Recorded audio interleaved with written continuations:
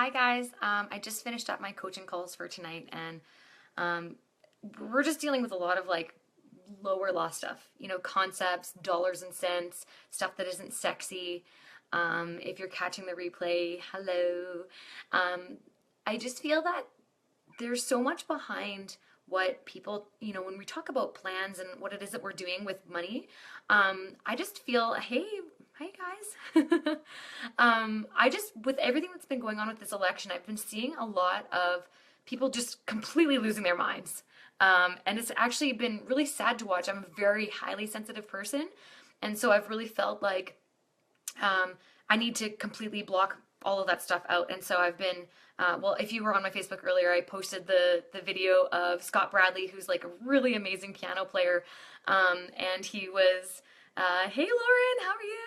He was playing these amazing by request songs on the piano, and he's so talented that he was playing, and not even looking at the piano and looking at the screen and reading people's comments and taking the requests. And it was just amazing and such a cool way to, I guess, I don't know, block it out or deviate, kind of where your thought patterns are headed. And I just felt like I need to get on live tonight, and I need to share something with you guys. So the past 4 weeks, I've been doing the Obliterating Obstacles coaching course with some friends, and oh my gosh, all you guys are online all at the same time. That's so cool. Hi everyone. And I felt like the recurring theme was that the people that I was coaching, they didn't actually know how powerful their thoughts were about certain things. They were so powerful in the way that they thought about things. Hey, Charisse, that they would create from what they were thinking. If they had this negative, they were so obsessed and anxious about something really terrible happening, the sad truth was that it would happen for them. And some of that is a little bit woo-woo. We talk about, The Secret and stuff like that. But there is truth to it. And if you really did know how powerful your thoughts were, how you could change your life.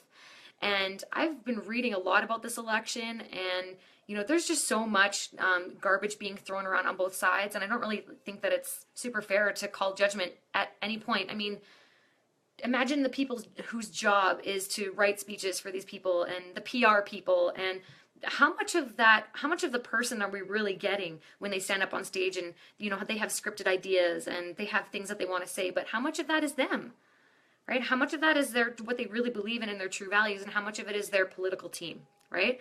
And so take it all with a grain of salt. And if you're very sensitive like me, just don't involve yourself with it. I had a few friends that, more than a few, actually about 5 or 6 people that were like, I'm watching the polls like a hawk, I'm so anxious. And I was just like, I can't, like, kudos to you for doing that. I cannot. I'm not on the internet other than, tonight right now. I just finished up my coaching calls, and it was like, I'm going to check in and see on how people are handling this, because it is not going well. So one thing that people are doing with their thoughts, and this is kind of the tagline of my video, is that if you knew how powerful your thoughts were, powerful, you wouldn't sabotage yourself. And you're not doing it consciously, by the way. It's very subconscious, but there's a book, it's called The Power of the Subconscious Mind. And it talks about subliminal messaging. And it's not like, that there's a conspiracy theory out there where people are putting subliminal messaging into, music and videos. And I mean, there's a lot of that in movies and in the way people are shaped culturally and things like that. But what it's actually talking about is things that you see around you that you think, oh, I don't value that, so therefore I'm not taking it in that way. It still can embed itself in your subconscious. So if you're a sensitive person, which I know a lot of you guys are, some of you, are a part of Jackie McDonald's highly sensitive, successful, like she's got a really cool Facebook page that I'm a part of, and she's an EFT practitioner, and I love her to bits and pieces. She's like my favorite. But if you were the type of person that acknowledged that, but then you still watch, let's say you really enjoy horror movies, right? There's a certain element that if you're watching horror movies that you don't think that any of that's going to stick with you, but how many of you watched a horror movie and then had a nightmare about it, right? I can't be alone on that one. And, or if you were the type of person that grew up let's say in a military family where you're always moved around a lot and you never really had roots as far as a family, and you always had new schools and had to make new friends all the time, if that became your existence as a kid, a lot of those kids, when they grow up, they become kids, they become adults that can't stay in one place for too long and run away from their problems. And it's not even that they ever intended that, but that just becomes, that's what was embedded in them as kids. And so when we, are dealing with things like an election, part of all the panic that's happening right now is because of past elections. Just people are afraid that history is going to repeat itself. And even though the candidates that are involved are completely not at all, what like the United States has had before, it doesn't matter. It's the concern that, we have this issue and it wasn't dealt with before, and this person has this view on it, and there's a panic around it all. And so I can challenge you right now, turn off the polls. I know it's hard, but you don't need to be all tied up in that. There's so much more important things in life to be concerned about. And I believe that there are big higher powers at work here. And the things that are meant to happen, we're very powerful people. When we band together as, a collective society and communities about a particular issue, changes can be made. So I think allowing that, thing to come up, the panic and the anxiety about what if this person comes to power, what's going to happen? There's so many other levels of government and so many people that can band together and make changes, if something starts to go awry or in, one direction, or you can see something tank. And I think we give too much credit to the political leader when something doesn't go through. Like, there's so many issues that didn't ever get an opportunity to get solved, like kind of the housing financial crisis during Obama's time in office. And, it's like people blame Obama for that. That's not Obama's fault, like him as a person. I think obviously a lot of the political people involved would play a part, but it's not Obama. And so it's about what you're thinking about. You can change the way that you perceive something based on just allowing that openness and knowing that there's a lot more at stake here than just, just a person. I honestly believe that most of politics worldwide has a lot to do with the power that we give them. You can choose to give that person that power in your life. If you think that they are the ones that cause, if you think that those people are the ones that are creating all this change and have all this power, then they probably do that for you. You probably feel that you're under their thumb. But if you're the type of person that knows that they're just a figurehead, there's other people involved, that I'm powerful, I have a voice, I can create petitions, I can, affect change, then you're going to be the type of person that truly lives that lifestyle, and you'll have that belief about yourself. Oh gosh, Cherise. So you watched Chucky at age 7, and I'm sure it had an effect on you. Oh my gosh, that's crazy. The power of the subconscious mind, you guys. And so I'm really excited that you guys are able to jump on with me. I honestly didn't think anybody was even online, so this is cool. And I just wanted to share with you that the way that you perceive all of this stuff that's going on, that's your reality. Whatever you're thinking about is real for you. So if you want to change your mind about it, change your mind about it.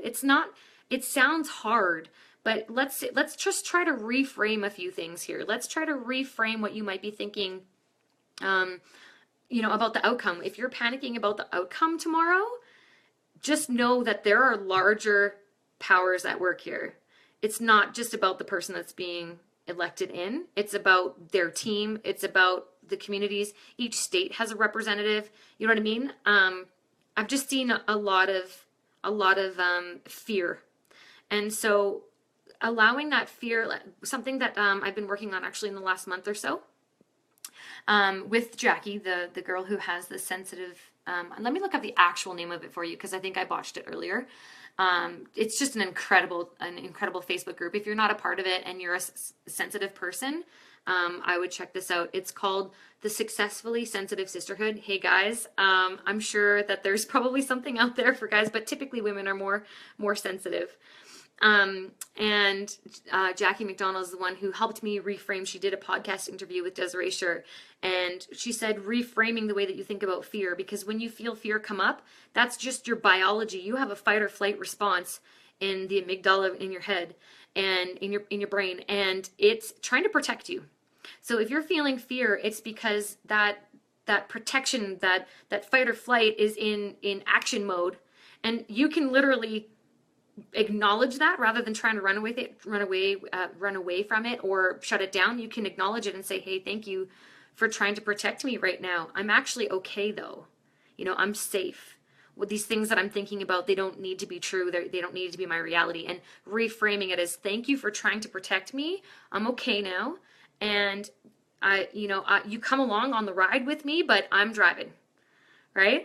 Get in the back seat. I'm sitting at the steering wheel, and you guys can come along for fear, anxiety, all those things that I'm feeling. You can come along for the ride, but I'm in control here, and it doesn't have to consume you. And the same is true for people that have, bouts of depression, and mental health is a very real thing, you guys.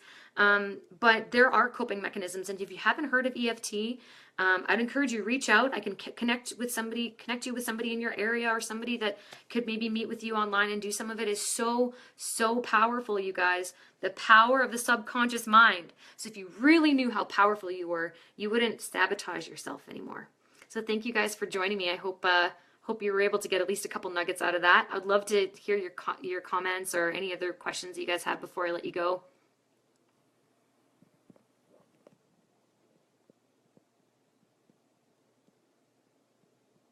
Oh, good, Charisse. Yeah, you don't do horror movies either? Neither do I.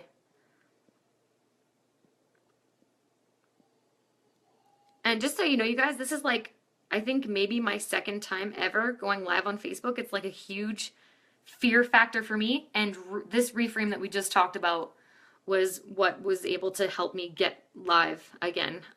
So I'm so grateful that I learned that. And I just wanted to share it with you guys so that if impacted me that way, that it might impact you the same. It's going to be okay, Sheila. Your biology is just trying to protect you. Everything is going to work out. Thank you so much, you guys. Have a great night, and try not to watch the elections, okay? Love you all. Bye.